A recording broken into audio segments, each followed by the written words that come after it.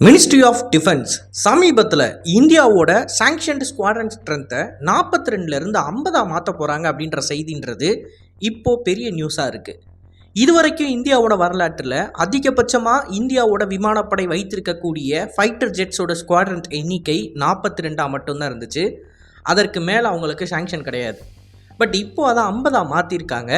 நம்ம 42 தொட முடியலை, அதாவது இப்போது தற்சமயம் 30க்கும் கீழே நம்மளோட ஸ்குவாட்ரன் போகிற சூழ்நிலை இருக்கிறப்ப இதை 50 வரைக்கும் கொண்டு போகிறதுக்கான பின்னணி என்ன மற்றும் 50 ஸ்குவாட்ரனை நம்மளால் ஃபில் பண்ண முடியுமா அப்படின்றது தான் இன்றைக்கான காணொலியில் நம்ம பார்க்க போகிறோம். நான் உங்கள் ஆகாஷ், தமிழ் பொக்கிஷம் வழங்கும் டிபி டிஃபென்ஸ். முதல்ல ஒரு ஸ்குவாட்ரன்னா என்ன அப்படின்றத நம்ம பார்க்கணும். ஒரு ஸ்குவாட்ரன்ன்றது 18லேருந்து 24 போர் விமானங்கள் கொண்ட ஒரு குரூப்பு. இந்த குரூப்பை ஒரு ஸ்குவாட்ரன்னு சொல்லுவோம். இப்போ இந்த ஸ்குவாட்ரன்ன்றது அந்தந்த ரோலை பொறுத்து மாறிக்கிட்டே இருக்கும்.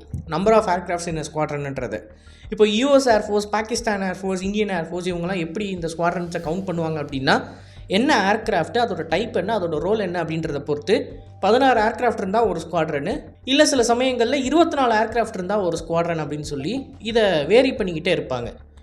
இப்போ டிப்பிக்கலாக ஒரு ஸ்குவாட்ரனில் இத்தனை ஏர்க்ராஃப்ட் இருக்கும் அப்படின்றப்ப நம்மளோட எதிரிகள் எத்தகைய ஏர்க்ராஃப்டை வச்சுருக்காங்க, எத்தனை ஏர்க்ராஃப்ட் வச்சுருக்காங்க அப்படின்றத பொறுத்து இந்திய அரசாங்கம், இந்தியாவோட ministry of defence maximum number of aircraft in IAF அப்படின்ற ஒரு முக்கியமான டார்கெட் ஒன்று வெளியிடுவாங்க. இந்த டார்கெட்டுன்றது இந்திய விமானப்படைகளோட பைலட்ஸ் அவங்க அசஸ் பண்ண ஒரு சில முக்கியமான இன்ஃபர்மேஷனை கொண்டு தான் உருவாக்கப்படுது. இது வெறுமன மினிஸ்ட்ரி ஆஃப் டிஃபென்ஸில் இருக்கிற மினிஸ்டர்ஸ் எடுக்கிற முடிவு கிடையாது. இந்திய விமானப்படையோட அஃபீஷியல்ஸ், முக்கியமான சில ஆட்கள் கொடுக்கக்கூடிய ரெக்கமெண்டேஷன் மூலமாக தான் எடுக்கக்கூடிய முடிவு. 42 ஸ்குவாட்ரன்ன்றது தான் இந்திய வரலாற்றில் இது வரைக்கும் இருந்த மேக்சிமம் சாங்ஷன்டு ஸ்ட்ரென்த்து. அதுக்கு மேலே இந்தியா போர் விமானங்களை உள்ளே இணைக்கக்கூடாது, அது வரைக்கும் நிரப்பிக்கலாம். ஆனால் 42 ஸ்குவாட்ரனே நம்ம இது வரைக்கும் ஃபுல் பண்ணது கிடையாது. 36 ஸ்குவாட்ரன் வரைக்கும் அதிகபட்சம் போயிருக்கோம். இப்போ தற்சமயம் நம்மளோட நிலைமை எப்படி இருக்குது அப்படின்னா 30 ஸ்குவாட்ரனில் அப்படியே பேலன்ஸ் ஆகிக்கிட்டு இருக்கு. இது கூடிய சீக்கிரம் 27 வரைக்கும் போயிட்டு அதுக்கப்புறமா மீண்டும் இது எழுந்து வரும் அப்படின்னு தான் எல்லோரும் எதிர்பார்த்துக்கிட்டு இருக்காங்க. காரணம், நம்மளோட தேஜஸ் போர் விமானம் அதோட ப்ரொடக்ஷன் டிலேஸ் அண்ட் இந்த ஜாகுவார், MiG-21 மாதிரியான ஃபைட்டர் ஜெட்ஸ் வந்து ரிப்பேர் ஆகிறது தான். சரி, இப்போது 42 ஸ்குவாட்ரன்றது எப்படி முடிவு பண்ணாங்க இதுக்கு முன்னாடின்னு பார்த்தீங்கன்னா, நான் ஆல்ரெடி சொன்ன மாதிரி பாகிஸ்தான் மற்றும் சீனா அவங்க எத்தகைய போர் விமானங்கள் வச்சுருக்காங்க அப்படின்றத வச்சு தான் முடிவு பண்ணாங்க. இப்போ அதை ஏன் 50 மாற்றிருக்காங்க அப்படின்னா, இன்றைக்கி தற்சமயம் PLAAF, அதாவது பீப்புள்ஸ் லிபரேஷன் ஏர்ஃபோர்ஸ், சுமார் 2000 காம்பேட் ஏர்க்ராஃப்ட் வச்சுருக்காங்க. 2000 காம்பேட் ஏர்க்ராஃப்ட். மற்றும் இந்த 2000 காம்பேட் ஏர்க்ராஃப்டில் ஒரு கணிசமான அளவை பாகிஸ்தானுக்கு எக்ஸ்போர்ட் பண்ணுறாங்க. உதாரணத்துக்கு ஜேட்டன்சி மற்றும் அவங்களோட ஸ்டெல்த் எக்ஸ்போர்ட் வேரியண்ட் மாதிரியான போர் விமானங்கள். ஸோ நம்மளோட எதிரியான பாகிஸ்தான் ஒரு பக்கம் F-16 தாண்டி சில சக்தி வாய்ந்த போர் விமானங்கள் 5th Gen ஃபைட்டர் ஜெட்டை இம்போர்ட் பண்ணுற நிலைமையில் இருக்கிறப்ப, மற்றும் peoples liberation air force already 2000 combat aircraft வச்சுருக்காங்க. ஆல் டைம் ஹையில் இருக்காங்க சைனீஸ் ஏர்ஃபோர்ஸ். இது வரைக்கும் இந்தியா மற்றும் சீனாவோட இராணுவ வரலாற்றில் இவ்வளோ தூரம் உச்சத்தை சீனா தொட்டது கிடையாது. நான் சொல்கிறது எண்ணிக்கையில் அவ்வளோ அதிகமான காம்பேட் ஏர்க்ராஃப்டை அவங்களோட விமானப்படையில் இணைந்துக்கிட்டு இருக்காங்க. அண்ட் நம்மளோட பாகிஸ்தானுக்கும் டெக்கு ட்ரான்ஸ்ஃபர் ஆகுது அப்படின்றப்ப நம்ம சுமாராக ஒரு 30லேருந்து 40 வருஷத்துக்கு முன்னாடி கிடைச்ச ரிப்போர்ட்டை வச்சு, இன்டெலிஜென்ஸை வச்சு 42 ஸ்குவாட்ரன் போதும் அப்படின்னு இந்திய விமானப்படைக்கு சொல்ல முடியாது. இதை பற்றி நம்ம ஏற்கனவே நம்மளோட காணொலிகளில் பேசியிருப்போம். இந்த சாங்ஷன்டு 42 ஸ்குவாட்ரன்ஸே கம்மி தான். ஏன்னா இதுவே வந்து பல வருடங்களுக்கு முன்னாடி, பல டெக்கேட்ஸுக்கு முன்னாடி எடுத்த இன்டெலிஜென்ஸ்லேருந்து கிடைச்ச ஒரு முடிவு. ஆனால் இப்போ இருக்கிற சூழ்நிலை அது கிடையாது அப்படின்றத நம்மளே பேசியிருப்போம்.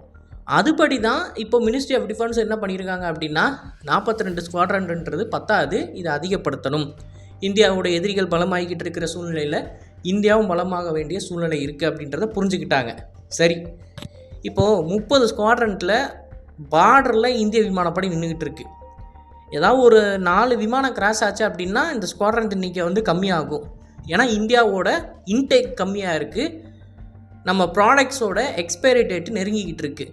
For example Jaguar, MiG-29, MiG-21.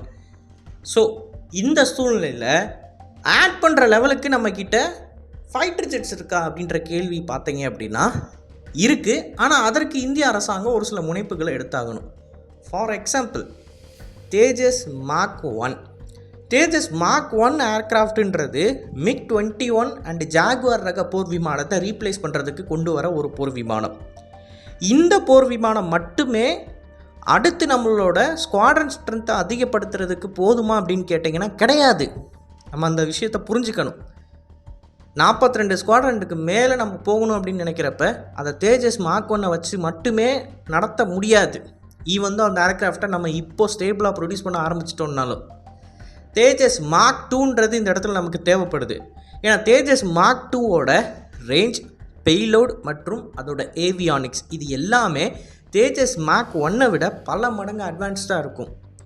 So Tejas mark 2ன்றது ஒரு ட்ரூவான 4.5 generation aircraft.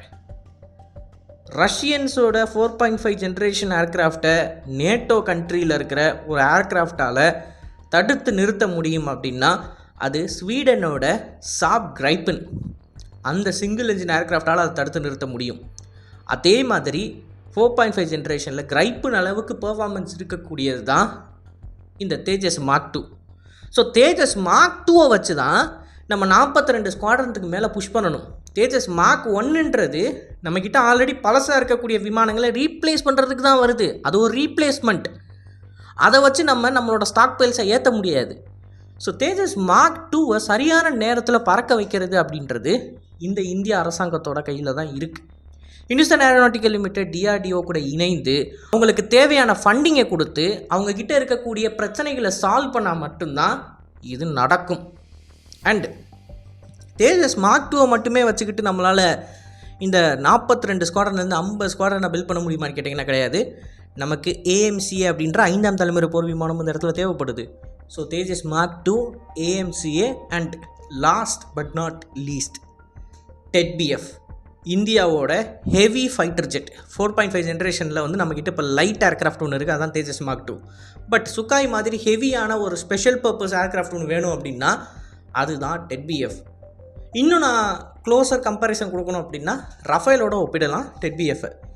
So TEDBF, AMCA, தேஜஸ் மார்க் 2 இது மூன்றும் தான் 42 ஸ்குவாட்ரன்லேருந்து இந்திய விமானப்படையை 50 ஸ்குவாட்ரனுக்கு கொண்டு போகிறதுக்கு தேவையான போர் விமானங்கள்.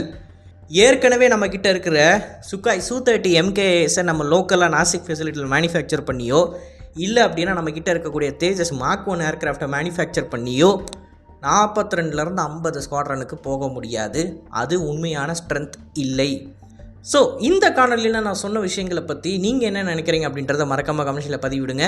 அண்ட் இது போல் நிறைய தகவலை தெரிந்து கொள்ள TP Defense பேஜை ஃபாலோ பண்ணிக்கோங்க. நல்லதை இப்போ இருந்து நல்ல சமுதாயத்தை வளர்க்கும். நன்றி, வணக்கம்.